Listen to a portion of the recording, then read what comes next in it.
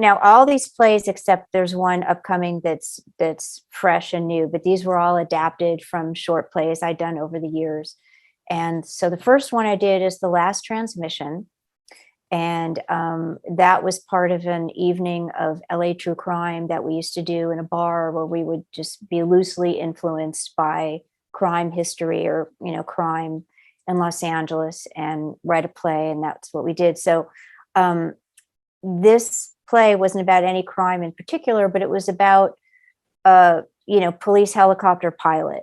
And it just felt really rich to me, that the strange thing of, being up there and you're over this huge sprawl, and in a way looking at a view at a sprawl, there's all this hope of, there's all these possibilities of what can happen, all these wonderful things for me in the city, but there's also something kind of alienating, because there's people you don't know, and it's so vast. And so I was just able to really connect to him up there and his thoughts. And he was starting to have this guilt about all the crime he had seen below, because he's the one that's saying, oh, the guy went this way, follow him down the alley and you can, that's where you can find him. And he's up there all alone and, alienated. And so I don't know. And plus I live near Hollywood, so there's a lot of police helicopters over here. So that's how I wrote that one. People who aren't from here, maybe they'll get a little window into what it's like to live here. Los Angeles is a mysterious and strange place. Over the years, people have said to me, why haven't you moved to New York? You want to be a playwright, And I love New York, but I just can't seem to leave LA because I'm so inspired by it. And, if you see David Lynch movies that are set here, he just captures that perfectly, that mystery and wonder and underlying sinister quality of Los Angeles. And I'm just really attracted to that. So if you don't live here, it'll be something new. If you do live here, you'll say, oh yeah, I can see that. And I think, I don't know, I mean, it's for people that like stories and the idea that someone's whispering in your ear. I mean, there's such an intimate quality with any radio play, because the actor's right there in your ear. And I really enjoy it as a way to listen to stories. And I just hope that, and my characters, they do say some strange things and some dark things and, some perverted things and all kinds of things. And it just seems like, wow, it's going right into the listener's ear. That's great. I think people should be listening. I mean, there's so much competition, so they can listen to everything in addition to mine. But again, I'm a Los Angeles native, and, I'm proud of my city and its murder history and, Hollywood and all the strangeness here. As annoying as it can be, it's also wondrous. And I'm a proud native. I don't know. That's one reason. I think that they're unique. It doesn't mean that it's a good podcast, but it's certainly unique in that these pieces are surreal.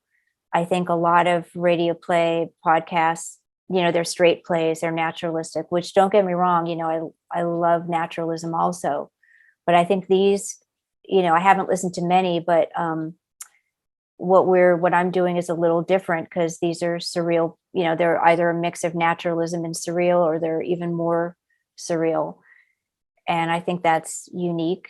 And I think the degree of music is unique, and just sharing my love for, like we've been talking about, music as a facet of storytelling and not just transitional. Certainly films do it all the time. In fact, if you watch a TV show, procedural or 1 hour drama, it almost always ends with the last 2 minutes. They'll do a song and they'll show you the characters doing stuff, without speaking. So it's not a new idea that, I've created. But I always seem to have more music, and these aren't musicals, but then other plays that are produced. And I think that's different, whether or not it's worth listening to or people are interested in that, I can't say, but those are, and I guess also the plays sort of veer into the dark side of Los Angeles without being bleak. I didn't want the plays to be just, a slow boat to hell. But it is it's kind of the B side or the dark side. People come here from all over the world and they want to see celebrities and, do cool things and stuff. But, there's dark things that are interesting too. And I don't know. And that's always my interest when I visit somewhere. I want to go to the cemeteries. I want to learn about, some interesting things about the city. So it's like I was saying, it's sort of an alternate dreamlike audio tour of Los Angeles. I try to drop a play every month and a half. I don't want these to be binged. I kind of like the idea of the play being dropped and it,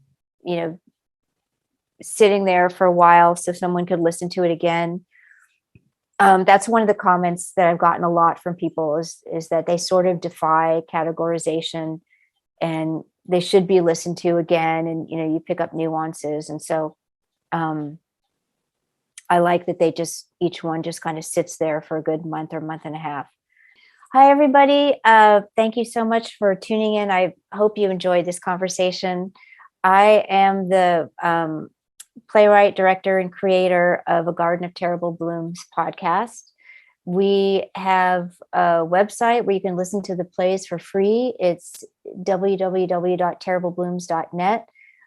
We also have some wonderful photographs and paintings, original art on the site. And of course, if you follow podcasts, you can download us from any podcast forums. If you're interested or intrigued or even hate Los Angeles, you might enjoy this podcast. If you're attracted to the dark side or, ghost stories or fairy tales set in urban environments, you might enjoy this podcast. The plays are short. They're 15, sometimes 20 minutes with a lot of original music from local musicians and, of course, local talent, local actors. And it was made with love, and I hope you enjoy it.